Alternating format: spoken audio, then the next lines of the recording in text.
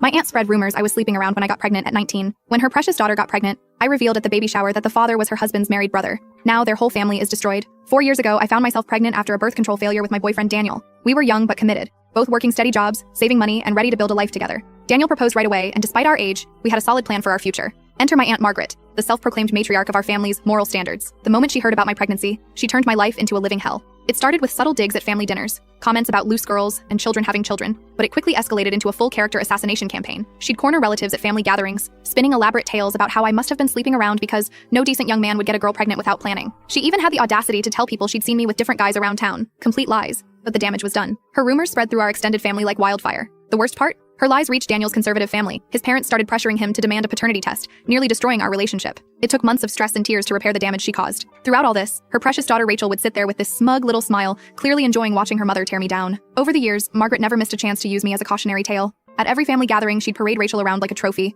bragging about her perfect grades, her proper boyfriend from a good family, and how she was doing things the right way. Rachel ate it up, adding her own little jabs about how she'd never end up like some people. Fast forward to 2 months ago. Rachel announced she was pregnant, and Margaret went into full grandma mode. She immediately started planning the most extravagant baby shower our town had ever seen. The whole time, she kept making these pointed comments, comparing Rachel's blessed event to my youthful mistake. Then came the twist of fate I never expected. My friend Nina, who works at the country club where Margaret's family are members, sent me a photo that made my jaw drop. It showed Rachel in a very intimate embrace with Vincent, Margaret's brother-in-law. Yes, Rachel's married uncle. I sat on this information for days, watching Margaret and Rachel continue their holier-than-thou act. Rachel had told everyone her boyfriend was away for work, a convenient story no one questioned because, after all, she was the good one. Every time I saw Margaret at family functions, she'd make some snide comment about my past, completely oblivious to her daughter's secret. The baby shower was exactly as over-the-top as expected. 50 women from Margaret's social circle, all gathered in her pristine backyard, sipping champagne, except Rachel, of course, and celebrating this perfect pregnancy. Margaret was in her element, making her usual speech about how wonderful it was that Rachel had waited until she was ready and done things the right way. That's when I decided enough was enough. During the gift opening session, when Rachel was cooing over some overpriced baby outfit, I stood up.